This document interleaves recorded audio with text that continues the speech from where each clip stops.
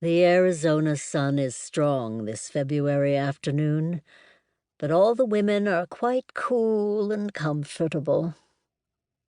You might think that they chose the colors of their shorts and sleeveless tops to match the colors of the fruits they are eating: cantaloupe, watermelon, honeydew.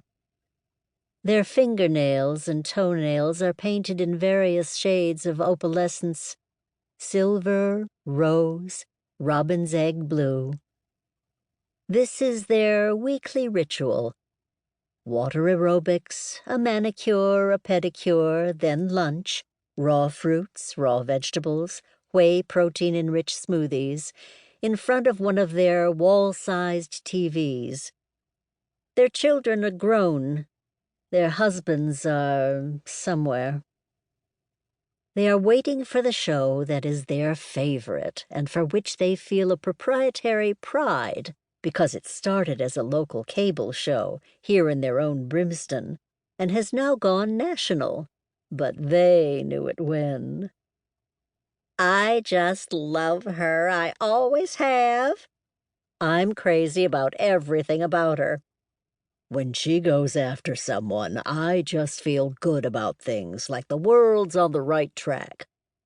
Blah, blah, blah, and boo-hoo-hoo, they say, imitating Quin's inflection, toasting each other with their pastel smoothies. Good afternoon, lovers of justice. This is Quin Archer, and this is Payback. Today's show exposes a greedy, dishonest father, Winston Lamar. He cheated his daughter Cindy of a legacy left by her grandmother and fled the country with a new woman. Cindy's loving grandmother, Thelma Lamar, Winston's mother, created a trust to ensure that her granddaughter would always be provided for. She particularly wanted Cindy to have a college education, but she was too trusting. Perhaps not in her right mind, and the trust was set up with only herself and Winston as trustees, not Cindy. She felt secure giving Winston the money to invest, and he invested it in what were called bearer bonds. Bearer bonds, my friends, are named as they are precisely because anyone holding them in their hand or bearing them can cash them in. And that is precisely what Winston Lamar did. Cashed in the bonds, fled the country, leaving his daughter impoverished.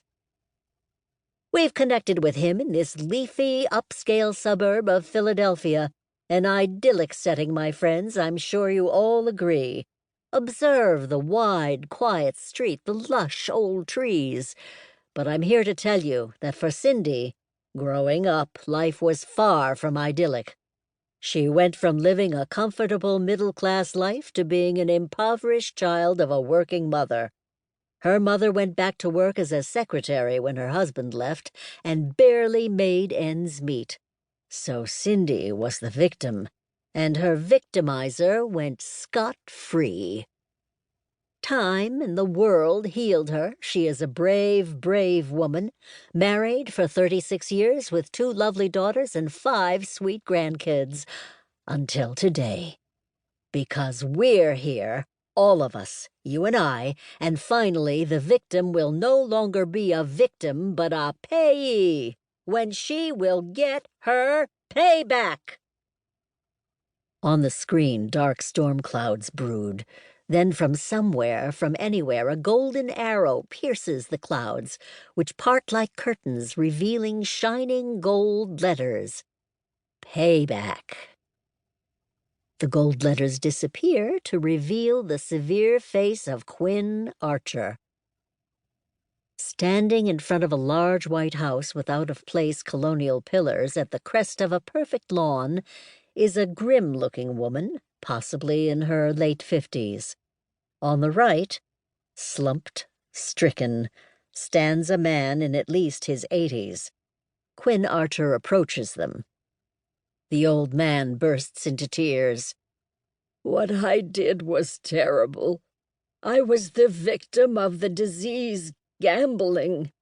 It's a disease like cancer or diabetes. You throw away everything valuable for the disease. I wouldn't be surprised if you didn't forgive me. By the time I got myself together, I couldn't find you. I tried. I really tried. But you'd moved. Your mother remarried. You took her husband's name. I tried. I really tried. I only wish I could make it up to you somehow. Winston Lamar begins weeping. You well may shed tears, Mr. Lamar, but until Cindy gets her payback, all I can say is blah, blah, blah, and boo-hoo-hoo. Tears are not payback, Mr. Lamar, and this is why we're here, because it is time for you to make it up, to pay it back.